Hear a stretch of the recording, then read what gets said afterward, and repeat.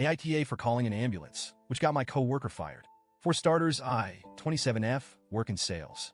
If you've ever been in this field, you know it's not just about selling. It's about winning. Everything is a competition. Who can close the biggest deal? Who can meet their quota the fastest? Who gets the best clients?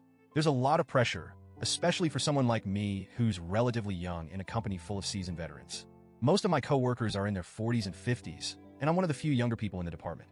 I've been here for a few years, and while I like my job, it's definitely a high-stress environment where every mistake feels magnified.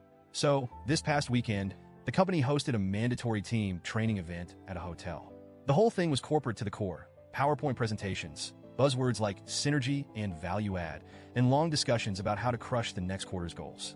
It was exhausting, but the company footed the bill for the hotel and meals, so I figured I'd suck it up and get through it. After the day sessions wrapped up, a few coworkers and I decided to grab dinner at a restaurant nearby. It wasn't a wild night or anything, just a group of us trying to unwind after sitting in conference rooms all day. We carpooled to the restaurant, and when we arrived, we saw Deborah, 50s, already at the bar. Now, a little backstory on Deborah. She's been with the company for over 20 years and is good at what she does. Like scary good. She's one of those people who can sell ice to an Eskimo, as the saying goes. She's also fiercely competitive. Deborah isn't unkind, but she's definitely intimidating, especially to someone like me who's still trying to prove herself. When we saw her at the bar, she was already a few drinks in. We invited her to join us at the table, but she waved us off, saying she was fine where she was. Okay, fair enough. The rest of us had a nice dinner.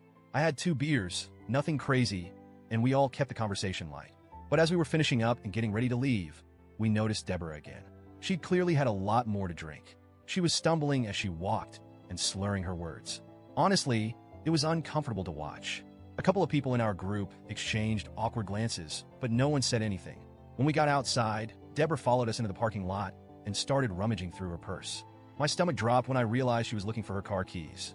I'm not one to get in people's business, but this was a clear-cut case where I couldn't stay quiet. Hey, Deborah, I said, trying to keep my tone light. Why don't I drive you back to the hotel? It's really not safe for you to drive right now. She looked at me for a second, and I could tell she was annoyed. But after a moment, she handed me her keys and said, fine, whatever. I thought the situation was under control, but as she walked around to the passenger side of the car, things took a turn. She tripped over absolutely nothing, just her own feet, and fell straight back onto the pavement. The sound of her head hitting the ground was sickening. It was like someone dropped a watermelon. I rushed over to her, and my heart sank. She was unconscious, and there was blood pooling around the back of her head.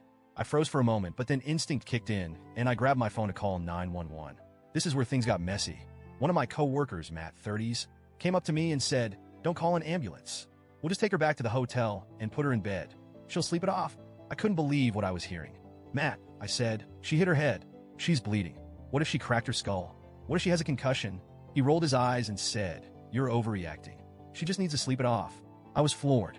I couldn't believe he was willing to gamble with someone's life like that just to avoid a little inconvenience. I turned to the rest of the group and said, "Does anyone here really think it's a good idea to just leave her like this?" A couple of the older employees backed me up, saying it was better to be safe than sorry. So I went ahead and called 911. The paramedics arrived quickly and took Deborah to the hospital. I rode with her because I didn't want her to be alone, and honestly, I was terrified she wouldn't wake up. The whole ride there, I kept thinking, what if she dies? What if I'm too late? Thankfully, she survived. She had a mild skull fracture and a concussion, and the doctor said it was a good thing she came in when she did. They said if she'd been left alone, things could have been much worse. The next day, I checked in on her at the hospital. She was awake, but groggy. She thanked me for calling the ambulance, but I could tell she was embarrassed. I tried to reassure her, saying, "It's better to be safe than sorry." But here's where everything went downhill. Word got back to our managers about what happened. Deborah was technically at a work event when she got that drunk, and apparently, that's a major violation of company policy. They fired her on the spot. No warnings, no second chances, just gone. Now, the office is completely divided. The older employees are saying I did the right thing and that Deborah's firing was her own fault. They've told me, if you hadn't called, she could have died. You saved her life. But the younger employees? They're furious with me. Matt, in particular, has been openly hostile. He's told anyone who will listen that I got Deborah fired on purpose to eliminate her as competition. Others have said I should have just let her sleep it off, and that calling 911 was an overreaction. I didn't call the ambulance to get Deborah fired. I called because she was bleeding from her head. I didn't even think about her job at the time. I was just trying to make sure she was okay. Now I feel like I have a giant target on my back. People are whispering about me, and I'm paranoid that every mistake I make at work is being scrutinized. I know I did the right thing in the moment, but the backlash has been brutal.